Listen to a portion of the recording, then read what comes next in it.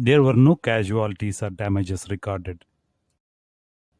On Monday night at 6:29 p.m. local time, a magnitude 3.9 earthquake rocked the San Francisco Bay Area. The San Francisco Fire Department reports no injuries or damage as of Tuesday morning. Before the earthquake was reduced to 3.9, the USGS listed San Lorenzo as the epicenter of a 4.2 earthquake.